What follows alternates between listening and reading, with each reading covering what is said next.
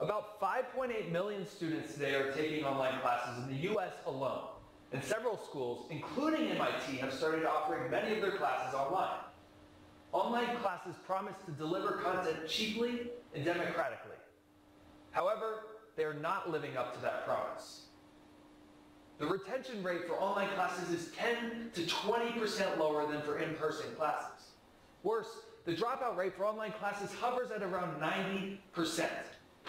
And we're not talking the I'm going to go found an online startup dropout. We're talking about the I'm bored, this is too hard for me kind of dropouts. So why is this attrition rate so high? In short, taking online classes is just as difficult as taking in-person ones, but it's much less stimulating. There's no interaction between the student, the professors, and their peers.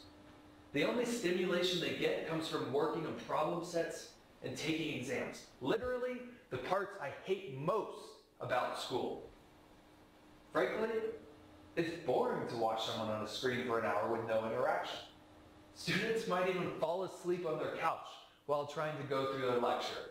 Hey, you might even be falling asleep right now just as you listen to me deliver this static presentation. VR technology will change that, and we're going to change it in 3 key ways. By adding a layer of interactivity to online learning, by allowing for real-time, in-person virtual experiences, and by gamifying literally any subject. First, the interaction part. With VR, instead of just watching, you can interact with fellow students taking the same class, or even have them tutor you hand-on for subjects you're having trouble understanding. Instead of lecturing you on VR, we could be diving into this difficult problem and coming up with solutions in real time. 2, teams don't have to be in the same location. Loads of research has gone into the benefit of diversity in the classroom. Look at the classrooms of MIT. 33% of the class is international. This is because diverse teams bring different perspectives. By allowing these teams to work, you can bring diversity to virtual classrooms. 3, in a video game, players make things happen. They don't just consume what the author has placed before them. By making the students be agents of their own learning instead of just passive recipients, they will retain more.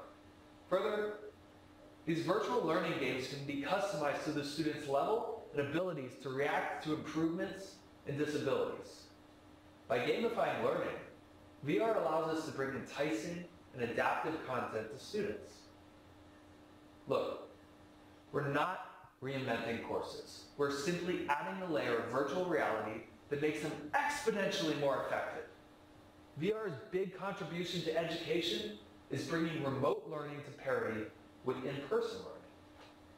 With interactivity and gamification, VR and AR transforms the online class into the online classroom. So how would it work? The classes will occur in sessions, just like real lectures. At the start, the students will put on their headsets and start watching the class. This class will be the recording of an in-person class, similar to what MOOCs deliver today. The professor would then go over concepts. For instance, price elasticity for an econ course. Then, the class presence will interrupt, and our virtual student will be thrown into a different scenario where he works with his virtual team to pick products and defines which of them is elastic and which is inelastic, but importantly, they do it as a group. Hey, they might even make some mistakes, and then they'll pair up with students who correctly answered the questions.